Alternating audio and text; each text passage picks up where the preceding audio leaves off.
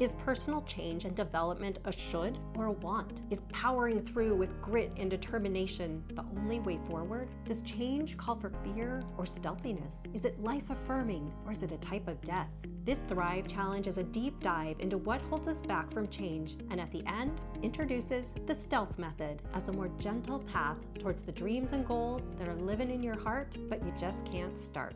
Do you have a goal you want to achieve or a habit you want to change, but you keep finding it hard to start and wondering why? I believe the famous quote from author Anatole highlights this difficulty quite well. All changes, even the most longed for, have their melancholy, for what we leave behind us is a part of ourselves. We must die to one life before we can enter another. How can positive change we want, such as eating healthy, starting a YouTube channel or other creative project, or looking for a new career, be a kind of death? That doesn't make any sense. Or does it? Let's unpack this quote a bit more. If we're to create change in our life, he's saying there is something that we must leave behind because that is the essence of change. And when we need to leave behind something we like, enjoy, or get comfort from, then yes, it will feel like a death as we are saying goodbye to some aspect of ourselves or our lives as we know it. For myself, right now I'm playing around with the idea of coming up with a more entrepreneurial way of making money rather than returning back to the workforce after my long absence due to illness. But I don't seem to be able to really throw myself into my creator business. Is it a business if it doesn't make money yet? If I look at this change as a form of death, what is dying?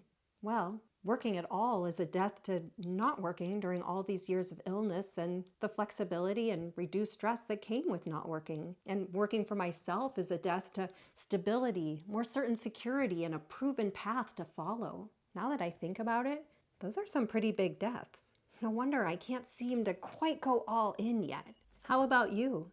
What death might be happening with a change you want in your life or new thing you want to start? Do you need a Netflix binging death in order to work on your blog? Do you need a sleeping in or social media death to make time to stretch so your body doesn't ache or to exercise? Or do you need a death to an old hurt, disappointment, or grudge to move on in your life? What death may be preventing you from starting on a goal or dream that is truly coming from your heart that you want to make happen? So now that we know a death can occur with change, yikes, that sounds kind of scary because, well, who wants to die or have part of their life die? Not our brains, that's for sure. Research has shown time and time again that our brains do not like change. According to the book, You Are Not Your Brain, the brain tends to act in an automatic way, trying to ensure safety, comfort, or relief in this moment, no matter what the future cost. So if our brain is going to automatically switch into fear and defense mode when we want to do or try something new because it's afraid of the death or change that will occur,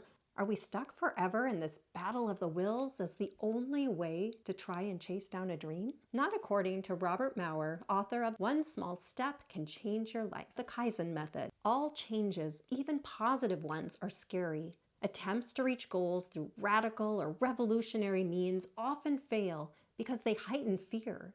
But the small steps of Kaizen disarm the brain's fear response, stimulating rational thought and creative play. This idea of small steps disarming the brain's fear response rings true for me, as I did a lot of brain retraining on my visual processing system, which went haywire after I was exposed to toxic mold. Somehow my brain had become afraid of moving objects like windshield wipers, or even hand gestures.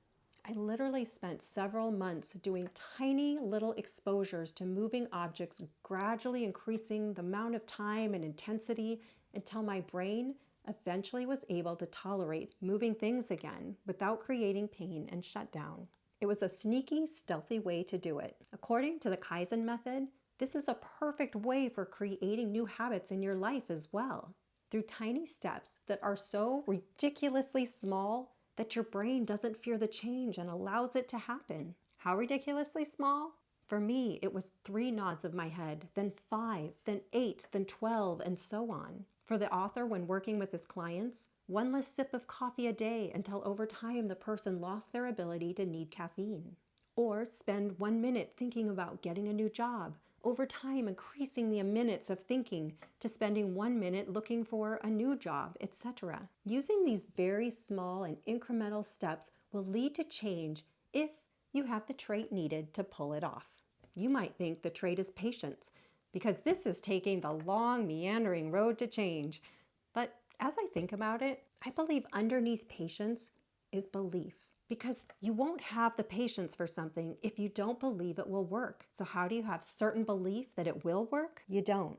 There is no certainty that any dream or change you want will either work out or be as good as you thought it will be. In reality, this work is based on faith, and faith is a decision that you will walk this long, meandering, slow path of change and see where it leads. Because the other option is to try a kamikaze method of change. But for most of us, and I think especially for those of us who have gone through significant hardship or unexpected life changes, that doesn't work, or only works for a short time. It's funny because we don't want change that takes a long time, that is tedious, and has no palpable reward for ages, if at all. And yet, those days, months, or even years will go by anyway. And the question is, who do we want to be at the end of it? Several years before getting sick, I was trending toward gaining weight and not eating well at all. I liked to dance, so decided to try dancercise. Okay, yes, that's very embarrassing, but it was fun and I wanted to go again. For several months, that was the only change I made. I went to a fun dance class a few times a week. And then I found myself wanting something a bit more challenging. I started to attend a boot camp class at a local gym instead, which pushed my muscles and abilities a bit more. Then I wanted to start running again, something I had done freely and with joy as a child. I began with a run walk, then moved on to a mile, then 2, then 5, then 10. Next, I decided I really wanted a challenge, so I decided I would train for a sprint triathlon and started to learn how to swim again, lesson by lesson by lesson. I increased the amount I ran, biked, and swam little by little. I overcame my fear of swimming in deep open water by just floating in the middle of a lake to start. Through these tiny steps, slightly increased over the course of several years, I not only morphed from an overweight middle-aged woman to an energetic, fit athlete. But all the training got me outdoors and actually living and not just completing my daily to-do list as well. I could never have imagined where taking a dance class a couple of days a week would take me. I could never have created that plan sitting on the couch because it would have seemed impossible. I had to get out and start taking a small action and have faith that those actions would lead somewhere and enjoy the process along the way. As the tortoise from the old folktale taught us, slow and steady can still win the race. So your mission for this Thrive Challenge, if you choose to accept it, is this. Step 1, pick one change or goal you would like in your life. Step 2, identify what is the death that will occur if you work on or achieve it. Step 3, now that you know what your brain will be afraid of, how will you create a small step path that takes you stealthily around your brain so that you can create the change you seek? Step 4, name your first tiny stealth step. Step 5, now do it. And if you don't know what the next small step will be, don't worry. Just take the first step. And gradually over time, the next steps will become apparent, and just keep them as small baby steps. If you would like a printout of those steps, be sure to click on the description in the link below. For my personal quest, I've become quite anxious about trying to return to the workforce after such a long absence and decided to take a tip from the author. I plan to take tiny short steps in the direction of job hunting, starting with playful new skill development to avoid the panic and brain shutdown I'm currently experiencing. So my first tiny step is to spend a little time exploring and learning a new skill each day, even if it's just a few minutes. There are many courses, videos, certificates, etc. online, and many that are free, and my goal is to learn a bit about different things and see, what do I find myself enjoying? What do I want to learn more of? This is as far as I can see on the path right now, but I'm going to trust that the pathway will reveal itself as I take those small exploratory learning steps. If you choose to accept this mission, I would love to hear about your decision or your tiny step plan in the comments. And if you're someone working on a creative project, follow along on my YouTube Journey video series where I talk about the challenges to creative work in general. And in episode 5, I talk specifically about how I'm using the small step approach in my creative work. Until next time, keep moving in the direction of thriving.